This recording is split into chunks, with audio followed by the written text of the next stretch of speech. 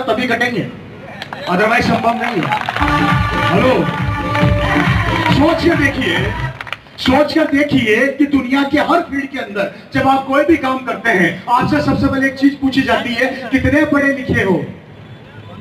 जितने हम पढ़े लिखे होते हैं उतनी हमारी औकात नाप के हमें काम दिया जाता है। मैं 10वीं फेल हूं, चपरासी बना दो। मैं इंजीनियर हूं, 15,000 दे दो। मैं डॉक्टर हूं, 50,000 दे दो। मैं साइंटिस्ट हूं, 1 लाख रुपया दे दो।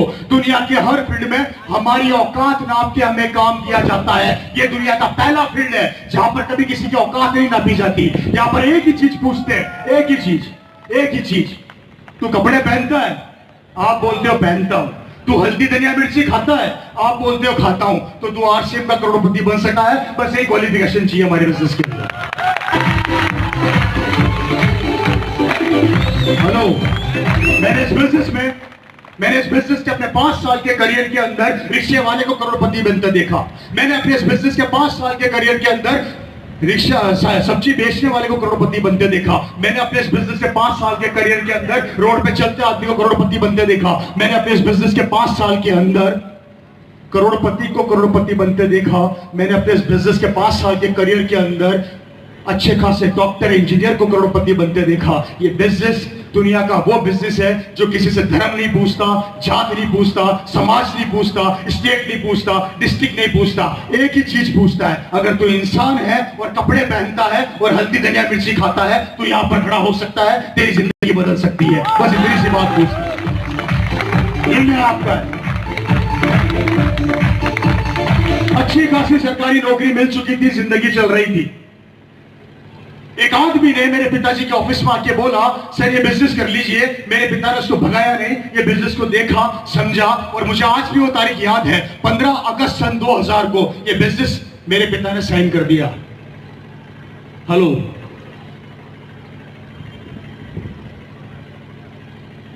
बिजनेस साइन करने के 1 महीना निकल गया, किसी ने आरसीएम ज्वाइन नहीं किया।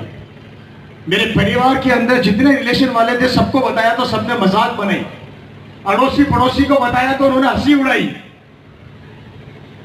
1 महीने के अंदर लगभग 1500 से 2000 लोगों ने मेरे पिताजी को साफ मना कर दिया, हम आरसीएम नहीं करेंगे। आज की तारीख में आप लोगों को अगर 2 आदमी मना कर देना हम आरसीएम नहीं करेंगे तो हम नेगेटिव हो जाते हैं। क्या हो जाते हैं सर? नेगेटिव हो जाते हैं। एक दिन मैंने मेरे पिता से पूछा, पापा सरकार आपको 25,000 रुपया सैलरी देती है, अच्छी खासी सरकारी नौकरी है, ये क्या कपड़े बेच रहे हो? बंद करो इस काम को। तो मेरे पिता ने मेरे को बोला कि तू इसका फ्यूचर नहीं जानता क्या होने वाला है, मुझे इसका फ्यूचर दिख रहा है और मैं तेरे को बताऊंगा ये क्या चीज होगी। ये बात मेरी ध्यान से सुनना और समझना। जो बात मैं आप लोगों को बोल रहा हूं वो बात मेरे पास उनकी 2001 की डायरी में आज भी लिखी हुई है, जो अभी हो रहा है। मैं रिपीट कर देता हूं, सन 2001 को उनकी जो डायरी थी, उस डायरी में जो उन्होंने भविष्य लिखा था वो आज हो रहा है। मेरे पास उसी से नोटेड था, वो उसी समय उन्होंने लिख दिया था आने वाले समय में क्या होगा। एक आदमी ज्वाइन नहीं हुआ सर, एक आदमी, पूरी कॉलोनी में बदनामी हो चुकी थी। सुबह सब्जी वाला सब्जी देने आता तो बोलता और आरसीएम कुछ आया क्या? शाम को दूध देने वाला दूध देने आता तो बोलता और आरसीएम कुछ आया क्या? और आया कुछ नहीं था, क्योंकि दिमाग का सेटिस्फेक्शन तो नोटों से होता है ना। आरसीएम से जब तक थोड़ी बारिश नहीं हो जाए शांति नहीं मिलती कलेजे को। शाम को मेरा परिवार घूमने निकलता था तो मेरे घर वालों का नाम रख दिया गया था आरसीएम। और आरसीएम कहां जा रहे हो? मेरे पिताजी का नाम था आरसीएम 1, मेरा नाम था आरसीएम 2, मेरी मम्मी का नाम था आरसीएम 3, मेरी बहनों का नाम था आरसीएम 4 और 5। मेरे पिताजी ने इस बिजनेस के लिए अपनी नौकरी साइड में रख दी। एक आदमी जो एसी कैबिन के अंदर बैठा रहता था आज भैंसों के तबेले में जाके सो रहा है। एक दिन गुस्से में आके मैंने मेरे पिताजी से पूछा कि पापा सरकार आपको 25,000 रुपया सैलरी देती है, बंद करो इस काम को। पूरी कॉलोनी आप पर हंस रही है, पूरे जयपुर के अंदर बदनामी हो चुकी है। ज्वाइनिंग 1 नहीं हुई, पैसा 1 नहीं आया और टेंशन कितनी सारी ले चुके आप। आपके साथ भी होता होगा। किसके साथ हो रहा है भाई? जिंदगी बदलने वाली है। क्योंकि जब जब आपकी बदनामी चालू हो जाए, लोग आप पे हंसना चालू कर दें और लोग आपको आरसीएम का पागल बोलना चालू कर दे, समझ लो सफलता आने वाली है। क्योंकि पागल पागल ही इतिहास रचता है। पागल ही, मैं नहीं कहता, लोग कहते हैं कि पागल इतिहास रचता है और समझदार लोग उस इतिहास को पढ़ते हैं। अब आप लोग पागल बनना चाहते हो, समझदार रहना चाहते हो? मेरे पिताजी सन 2000 में पागल बने, इसलिए यहां पर खड़ा हूं। लोग मालाएं भी बनाते हैं, फोटो भी खींचते हैं, लोग पीछे भी भागते हैं तो फोन भी करते हैं, लोग मैसेज भी करते हैं तो प्यार भी करते हैं। मेरे पिताजी पागल बने थे सन 2000 में, 2000 में। और मेरे पड़ोसी जो पागल नहीं बने, वो आज भी मोटरसाइकिल पर है, वो आज भी मोटरसाइकिल पर है। तो मुझे बताइए, पागल बनने में समझदारी है, समझदार रहने में समझदारी है? पागल बनने में समझदारी है ना? 5 साल इस आरसीएम बिजनेस का पागल बन जाना, मैं वादा करता हूं पड़ोसी रिश्तेदार एक दिन आपके पीछे घूमेंगे और पैसा तो ऐसे आएगा कि आप लोग कमाने के लिए दौड़ोगे और वो वक्त आ जाएगा कि आप ही लोग आने वाले 5 साल बाद पैसा खर्च करने के लिए दौड़ोगे, लेकिन पैसा आता खत्म नहीं होगा। 5 साल सिस्टम का पागल बन जाना, मेरी जिंदगी बदल जाएगी। 5 साल। हेलो, समझ में आ रही है बात? ओपन ग्राउंड में मैंने मीटिंग पहली बार करी है, फंक्शन सेलिब्रेशन तो बहुत सारे किए। अब मेरे को समझ में ये नहीं आ रहा कि समझ में आ रहा है कि नहीं आ रहा है? सब अपने अपने एंटीने खड़े करो एक बार, जिन जिन को समझ में नहीं आ रहा। बात को ध्यान से सुनो। हेलो,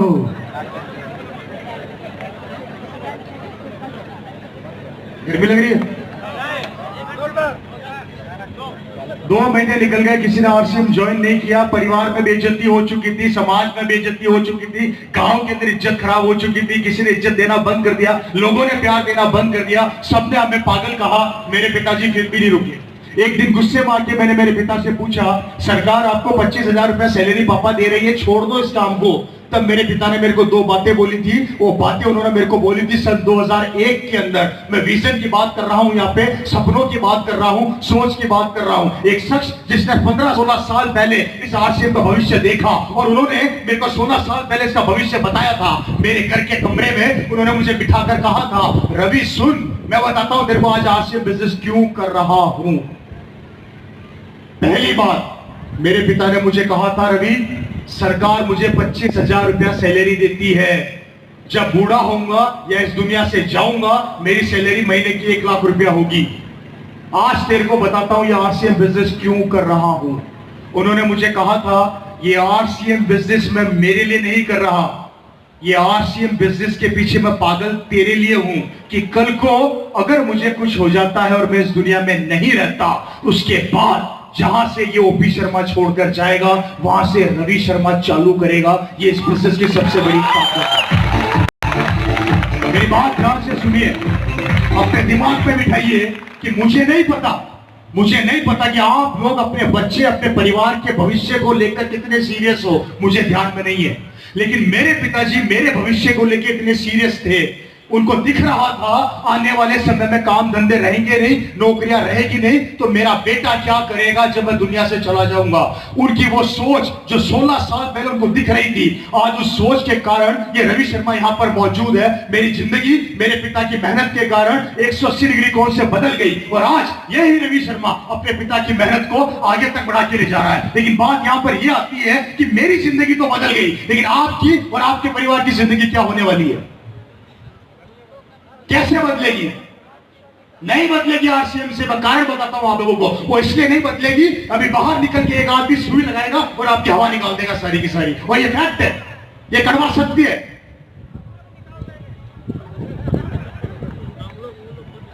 हेलो,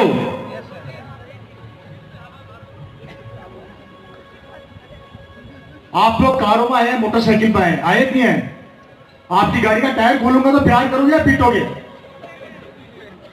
आपकी मोटरसाइकिल का टायर चुराऊंगा तो प्यार करोगे या पीटोगे? 1-2 हजार रुपए के टायर के लिए मेरे को पीटने को तैयार हो गए। एक पड़ोसी आपके सपने चुरा के ले जा रहा है, उससे कुछ नहीं कह रहे हो, क्यों?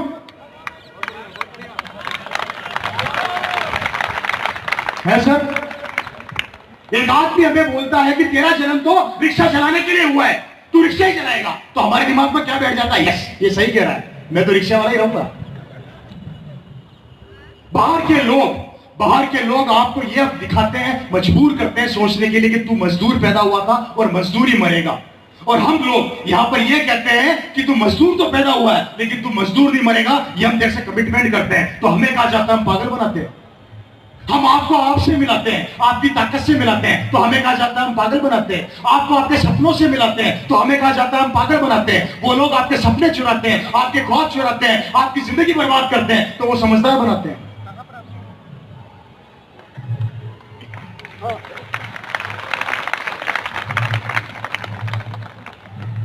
अगर मेरे पिताजी की हवा, अगर मेरे पिताजी का जोश सन 2000 में खत्म हो जाता या निकल जाता, तो मुझे बताइए आज मैं यहां पर होता क्या? ये आरसीएम का बिजनेस का माहौल होता क्या? क्योंकि दोस्तों हमने वो वक्त देखा जो वक्त आपने नहीं देखा। 48 डिग्री सेल्सियस टेम्परेचर के अंदर ये रवि शर्मा अपनी साइकिल के ऊपर पैडल मारता हुआ कल्पना कार्गो में जाता था, कार्गो से कपड़े की गांठ रिक्शे में रखता था, मेरे घर पे लेके आता था और मेरा पूरा परिवार जमीन पर बैठ के वो 5 पैंटें पैक किया करता था। उस टाइम 5 पैंट का किट आया करता था 1260 रुपए का, कागज का किट, एक ब्लू रंग का किट, उसमें ब्लू रंग की किताब डालता था मैं। और वो किट भी कई बार तो जयपुर में बनते थे तो पिताजी की मोटरसाइकिल के ऊपर, और मोटरसाइकिल कौन सी? Kawasaki four stroke champion. उस मोटरसाइकिल के पीछे बैठ के उन किटों को लेके बैठ के घर पे आता था और पिताजी के साथ जमीन पे बैठ के मैं पैक किया करता था। वो दौर अब नहीं है, वो संघर्ष अब नहीं है।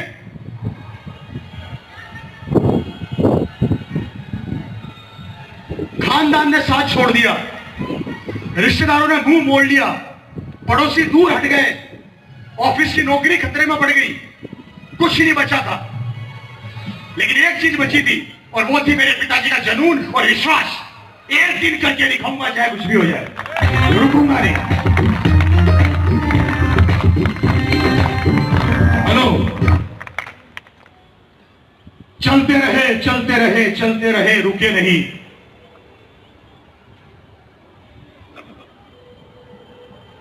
और तो नहीं हो रहे? आगे बढ़ूं? पहला फोरम साइन कराया। पिताजी का बचपन का दोस्त, आदमी टारगेट करता है ना दोस्तों को, आप भी सबसे पहले दोस्तों के पास जाते हो। मेरे पिताजी का बचपन का दोस्त, उसने बोला, मेरे पिता ने उसको बोला एक बिजनेस आया तेरे पास लेकर आ रहा हूं। मेरे पिताजी ने बोला, उस दोस्त ने बोला आ जाओ। जयपुर से 250 किलोमीटर दूर जोधपुर, नाम सुना है जोधपुर का? जोधपुर बड़ी प्यारी जगह है, जो वहां पर जाता है वही का होके रह जाता है। जैसे सलमान खान, मदिलपा महीना, आसाराम जी, सोच समझ के जाना, बड़ी प्यारी जगह है। जोधपुर से 50 किलोमीटर पहले एक गांव पड़ता है जिसका नाम है नीमाच। मेरे पिता का बचपन का दोस्त, जिसने मेरे पिताजी के साथ वो गरीबी देखी थी कि मेरे पिताजी संघर्ष कैसे करते थे, उसके पास ये बिजनेस लेकर गए 250 किलोमीटर दूर। और साथी ने, पिता के दोस्त ने, पता है मेरे पिता को क्या बोला? 4 दिन बाद आना, वापिस भेज दिया। मेरे पिताजी 4 दिन बाद एग्जैक्ट टाइम के ऊपर फिर पहुंच गए साइन कर। उस आदमी ने बोला आहा, तू एक काम कर, 3 दिन बाद आ। मेरे पिताजी ने बोला अच्छा, मैं 3 दिन फिर आऊंगा। मेरा नाम भी ओपी शर्मा है, अगर तू इतना शाना है तो मैं भी तेरा बाप को शानी बनता है। 3 दिन बाद मेरे पिताजी फिर पहुंच गए, साइन कर। वो बोला 2 दिन बाद आना। ओके, 2 दिन बाद आऊंगा। एक आदमी साइन कराने के लिए नौकरी पेशा इंसान 250 किलोमीटर दूर जाता था मात्र एक फॉर्म साइन कराने के लिए। बात समझना, बात की डेप्थ समझना। क्या बोल रहा हूं मैं? सफलता इम्तिहान लेती है, आसानी से नहीं मिलती, ऊपर वाला भी देता है तो। लेकिन आप लोग छप्पर बनाओगे नहीं तो ऊपर वाला फाड़ेगा क्या? छप्पर तो बनानी पड़ेगी। 250 किलोमीटर दूर मेरे पिताजी फिर चले गए साइन कर। उसने बोला ओके, पीछा छुड़ाने के लिए साइन कर दिया। मेरे पिताजी ने बोला मीटिंग रखना, मैं 2 दिन बाद फिर आऊंगा, 4 आदमी बिठा देना। उसने बोला अच्छा, अब 4 बिठाने भी पड़ेंगे? 4 नहीं, तेरे को 8 बिठाने पड़ेंगे, 16 बिठाने पड़ेंगे, मैं फिर आऊंगा। 2 दिन बाद फिर पहुंच गए, एक भी आदमी नहीं बैठा। मेरी बात समझ रहे हैं? 2 दिन और निकल गए, मेरे पिताजी ने बोला आदमी बिठा। मेरे पिताजी फिर पहुंच गए, एक भी नहीं बैठा। 1 महीने चक्कर लगाने के बाद 2 लोग मिले, मात्र 2 लोग। कितना दूर जाते थे वो? कितना दूर जाते थे वो? कितना दूर जाते थे वो? उसके बाद उस आदमी ने 2 बिठाए, 2 के 4 हुए, 4 के 8 हुए। और आज वो आदमी इस बिजनेस का बहुत बड़ा अचीवर है, जिसका नाम आप सब जानते हो। और उस आदमी का नाम है विजेंद्र सिंह राठौर, जो इस बिजनेस का डायमंड है। हेलो, कारण चलना, रुकना नहीं। कोई कुछ भी बोले थमना नहीं। अपने सपनों से समझौता मत करना, चाहे आपके घर वाले आपको रोके, चाहे आपके बच्चे आपको रोके। हमने भी रोका था, लेकिन वो रुके नहीं। चलना, चलता रहे, चलते रहे, चलते रहे, चलते रहे। सफलता मिलती गई, मिलती गई। क्यों? क्योंकि उन्होंने कभी जिंदगी में हार नहीं मानी, नौकरी को साइड में रख दिया, नौकरी से इस्तीफा दे दिया। एक ही चीज नजर आती थी, और वो थी आरसीएम, आरसीएम, आरसीएम। कारण उनको भविष्य नजर आ रहा था। जो लोग विजनरी होते हैं ना, विजनरी, वो लोग आसमान को छूते हैं। और जिनके पास विजन नहीं होता ना, वो उन छुए आसमान लोगों की कहानी अपने बच्चों को सुनाते हैं। याद रखना मेरी बात, या तो कहानी सुनने वाला बन जाओ, या इतिहास रच दो। कहानी बन जाओगे तो लोग याद रखेंगे, और कहानी सुनाओगे तो बच्चे दूसरों को याद रखेंगे, आप दूसरों को याद रखोगे। अब सोच लो क्या बनना है। ओपी शर्मा जी आरसीएम की कहानी बन गए, इसलिए आप लोग याद रखते हो। रवि शर्मा इस बिजनेस की कहानी बन गया, इसलिए आप लोग याद रखते हो। याद रवि शर्मा को नहीं रखते, याद रवि शर्मा की कहानी को रखते हो। इसी तरीके से कहानी बन जाओगे तो दुनिया याद रखेगी, और कहानी बोलोगे तो लोग आपकी कहानियां सुनाएंगे। कब क्या करना है और क्या नहीं करना आपको सोचना है। कहानी सुनाएंगे। 23 फरवरी 2012 मेरे पिताजी का देहांत हो गया। मुझे आज अच्छे से याद है, ये रवि शर्मा अपनी गाड़ी के अंदर बिठा के मेरे पिताजी को हॉस्पिटल लेकर गया था। मैं चलकर गए थे, मेरे पिताजी चलकर, अपने पांव पर मेरे पिताजी चलकर हॉस्पिटल गए थे। और जब वापस आए तो उनकी डेड बॉडी आई। सिर्फ 5 दिन हॉस्पिटल में रहे थे, और 5वें दिन की सुबह 4 बजे मेरे पिताजी इस दुनिया से चले गए। एक आदमी चलकर अपने पांव पर हॉस्पिटल जाता है और उसकी डेड बॉडी आती है। बुरा वक्त, बुरी घटना कभी कहकर नहीं आती कि मारा। मैं माफी चाहूंगा आप सभी लोगों से, मैं एक बहुत गलत बात बोलने जा रहा हूं। यहां से बाहर निकले और सामने से आती है गाड़ी ने आपको ठोक दिया, और आप भगवान को प्यारे हो गए, इस दुनिया में ना रहे। भगवान ने करे कि ऐसा कुछ हो गया, तो उसके बाद आप कल्पना करिए कि आपके परिवार, आपकी फैमिली के पास क्या रहेगा। क्या जो व्यापार आप कर रहे हैं आपका बच्चा कर लेगा आसानी से? जो नौकरी आप कर रहे हैं आपका बच्चा कर लेगा आसानी से? तब क्या करेगा? मेरे पिता ने विजन देखा इस बिजनेस में, यहां खड़ा हूं। पिताजी दुनिया से गए तो आरसीएम मेरे पास आ गया। मैंने इस बिजनेस को देखा, संभाला, और कोशिश कर रहा हूं बेहतर करने की। क्यों? क्योंकि उन्होंने विजन देखा, सपना देखा। लेकिन आपने अपने परिवार, अपने बच्चे के लिए क्या सपना देखा? 500 रुपए का सामान नहीं खरीदा जाता हम लोगों से, लेकिन सपने हमारे बड़े बड़े हैं। पिकअप सेंटर में जाते हैं, सामान कितना खरीदा? 100 रुपए का, और सपने बंगले के। कैसे पूरे होंगे?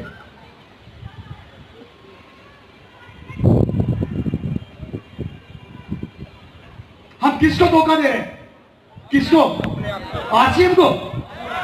पटना में आरसीएम नहीं चलेगी तो क्या हिंदुस्तान में नहीं चलेगी क्या? तो फिर हम धोखा किसको दे रहे हैं? क्यों दे रहे हैं?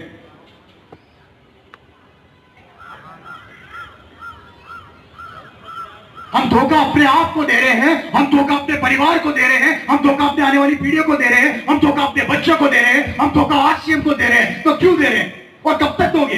कब तक?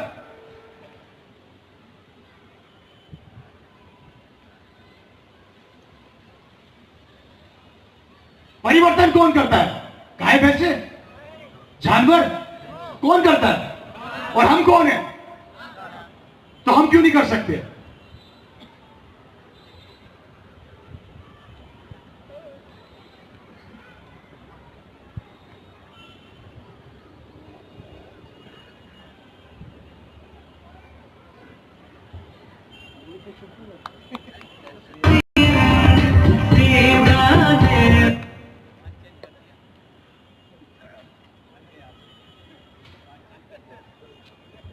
हेलो, इतना सन्नाटा क्यों है भाई?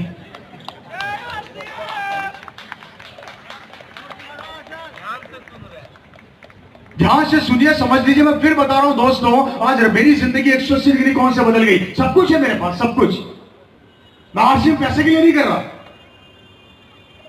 लोग मुझे बोलते हैं रवि जी आप सबसे बड़ी पिन पर हूं, सबसे बड़ा पैसा आता है, लेकिन इस पैसे के पीछे की मेहनत किस किसने देखी?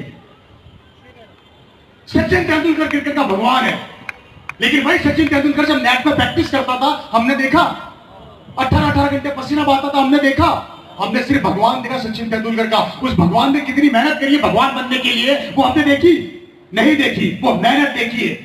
पहली सीढ़ी नहीं चढ़ोगे तो आसमान नहीं छू सकते। पहली सीढ़ी चढ़ना सीखो, अपने आप को प्रिपेयर करिए। मैं कर सकता हूं, मैं कर सकता हूं, मैं कर सकता हूं, चाहे कोई भी रोके और कोई मेरे बीच में आए। अब मैं रुकने वाला नहीं हूं, मैं थमने वाला नहीं हूं। मुझे बनना है, मुझे करना है, मुझे आगे बढ़ना है। जुनून पैदा करना पड़ेगा, लाना पड़ेगा वो जोश। निकाल देना अपने दिमाग से गलतफहमी, निकाल देना अपने दिमाग से ये गलतफहमी कि मैं दुनिया का सबसे सिक्योर आदमी हूं। गलतफहमी में जी रहे हो।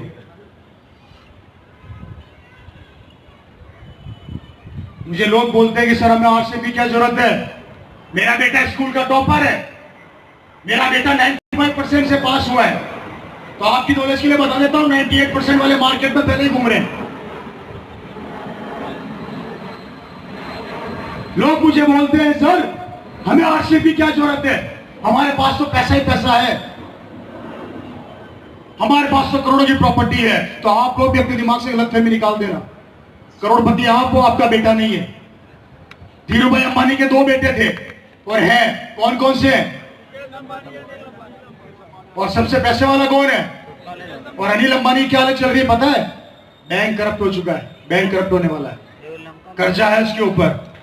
जब धीरू भाई अंबानी के दोनों बेटे एक जैसे नहीं हो सके तो हम क्या गारंटी लेते हैं कि हमारा बेटा हमारा जैसा हो जाएगा? क्या है? क्या करोगे,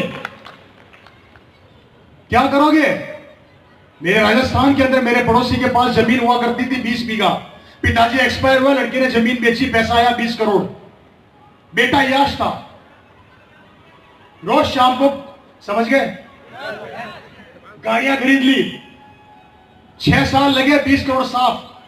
जयपुर के अंदर ओला कैब चलाता है। एक जमाने में पिताजी करोड़पति थे, बेटा ओला कैब चला रहा है। आप करोड़पति हो, भगवान ने करे आपका बेटा अच्छा नहीं निकला, तब क्या होगा आपकी आने वाली जनरेशन, आपकी पीढ़ी का?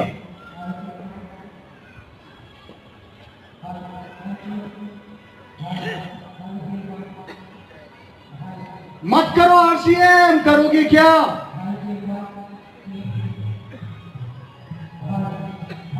हमारे राजस्थान में वैकेंसी निकली जोधपुर के अंदर, 10,000 बच्चों को कांस्टेबल बनाएंगे। कितने सर? मैं आंकड़े बता रहा हूं, मेरा दिमाग खराब हो गया था सुन के। 20 लाख बच्चों ने एग्जाम दिए। कितने सर?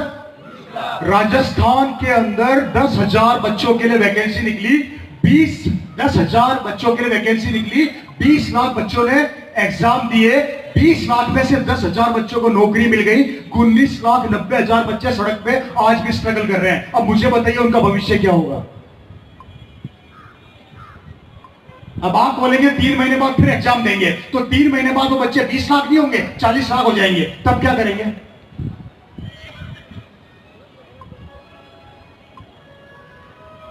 सरकारी नौकरियां बची नहीं, सरकार एक, हम अनेक। प्राइवेट सेक्टर में नौकरी चाहिए तो आपका भाई पहले तैयार है। अगर आप 20%, 90% से पास हो रहे तो 95 वाला आगे खड़ा है। आप 95 से हो रहे तो 98 वाला खड़ा है। प्राइवेट सेक्टर में कंपटीशन के ऊपर नौकरियां मिलती है, गवर्नमेंट की नौकरियां बची नहीं है, व्यापार करने के लिए पैसा बचा नहीं है, काम धंधे बचे नहीं है, कंपटीशन बढ़ता जा रहा है, दुनिया डिजिटल होती जा रही है, मशीनें कब्जा करती जा रही है, आदमी बेरोजगार होता जा रहा है। भविष्य में करोगे क्या? 20 साल पहले एक आदमी डाकिया चिट्ठी बांटता था, जब से व्हाट्सएप ईमेल आई है डाकिया की छुट्टी हो गई। 20 साल पहले एक आदमी बैंक में नौकरी करता था, एटीएम मशीन आई, बैंकर की छुट्टी हो गई। 20 साल पहले एक आदमी एसटीडी की दुकान खोल के खर्चा चलाता था, जब से आपकी जेब में मोबाइल आया एसटीडी की दुकानें बंद हो गई।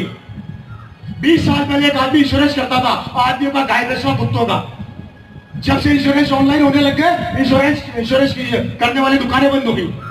आने वाले समय के अंदर सीए चार्टर्ड अकाउंटेंट बेरोजगार होने वाले हैं, क्योंकि सीए की सारी आईटीआर ऑनलाइन भरेगी। ऑटोमेटिक ट्रक चलने वाले हैं, ऑटोमेटिक कारें आने वाली है, ड्राइवर बेरोजगार होने वाले हैं, ऑपरेशन मशीनें करेगी, डॉक्टर बेरोजगार होने वाले हैं, बिल्डिंगे कंप्यूटर बनाएंगे, इंजीनियर बेरोजगार होने वाले हैं, रेलें ऑटोमेटिक चलेगी, रेलों के ड्राइवर बेरोजगार होने वाले हैं। जैसे जैसे टेक्नोलॉजी आती जा रही है वैसे वैसे हम बेरोजगार होते जा रहे हैं, क्योंकि हर चीजें अगर मशीनें कंप्यूटर और लैपटॉप करने लग जाएगी तो आप और मैं क्या करेंगे? मत करो, मैं आरसीएम की बात नहीं कर रहा, मुझे तो आप बताओ क्या करोगे? निकाल दो आरसीएम को बाहर।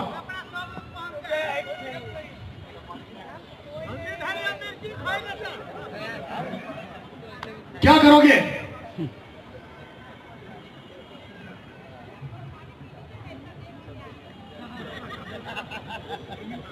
मैडम को मेरी पानी की टेंशन हो रही है, मैडम न्यूट्रीचार्ज खाता हूँ, टेंशन ना लीजिए, और आप जैसा आशीर्वाद है तो चलता रहेगा मामला।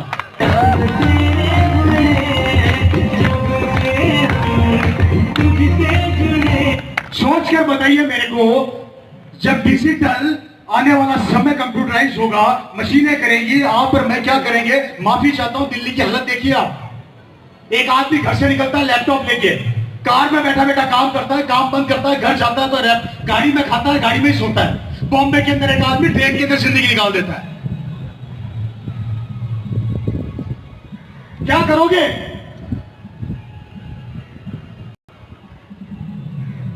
बेचारा एक फोटोग्राफर फोटो खींचता था, ये मोबाइल में जब से फोटो लगी है ना, बेचारे की दुकानें बंद हो गई, कोटक कैमरे बंद हो गए, खत्म कर दी रोजी रोटी। ये यहां पर ये भाई साहब खड़े हैं, ये इस जगह पे एक जमाने में कैमरा हुआ करता था, मोबाइल लगा दिया।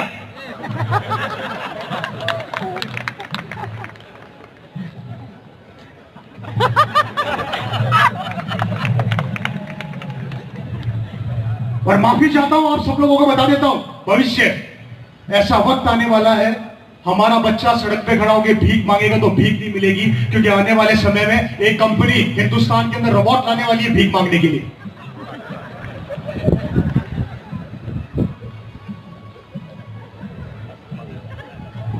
कोई रास्ता है?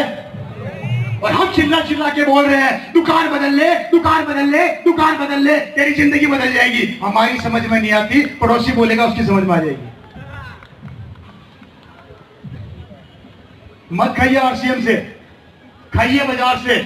बड़ा दुख होता है मुझे ये जानकर, शाहरुख खान का बेटा क्या करेगा हम सबको पता है, अमिताभ बच्चन का बेटा क्या करेगा हम सबको पता है, धीरूभाई अंबानी के बेटे क्या करेंगे हम सबको पता है, लक्ष्मी मित्तल का बेटा क्या करेगा हम सबको पता है, लेकिन हमारा बेटा क्या करेगा हमें पता ही नहीं।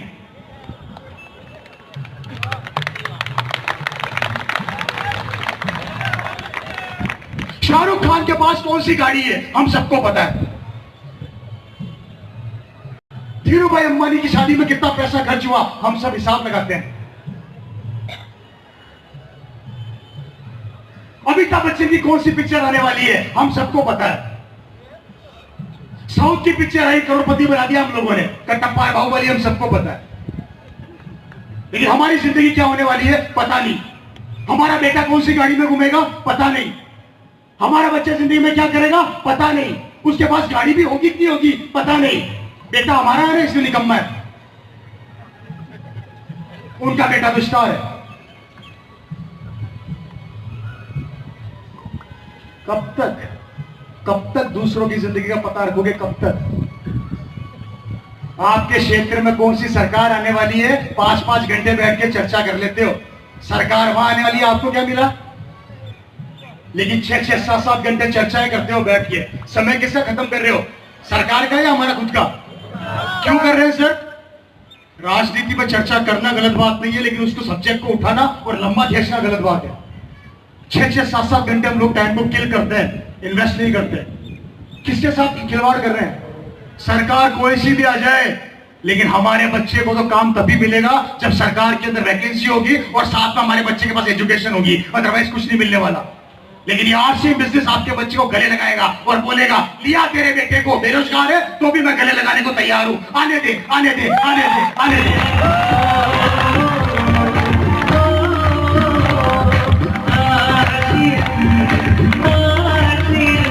हेलो, कब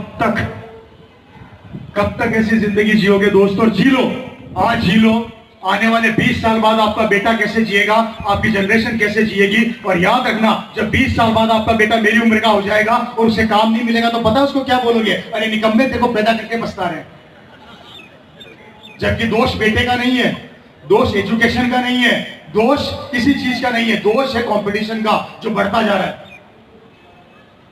आज से 25 साल 30 साल पहले जो पेट्रोल 5 रुपए लीटर हुआ करता था, 50 रुपए पहुंच गया।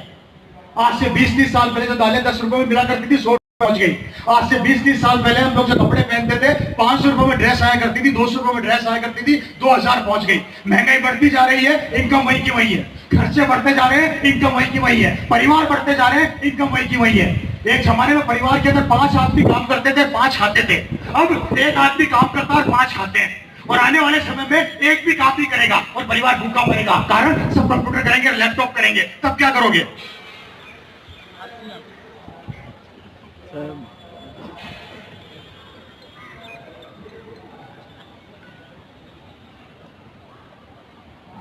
कमाल हो गया।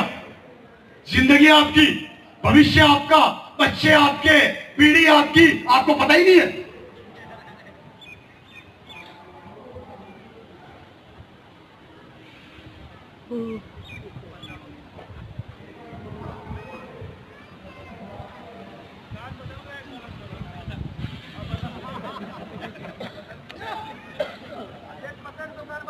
कितने लोग हैं जो अपने आप के लिए अपनी जिंदगी के 5 साल अपने आप को देना चाहते हैं।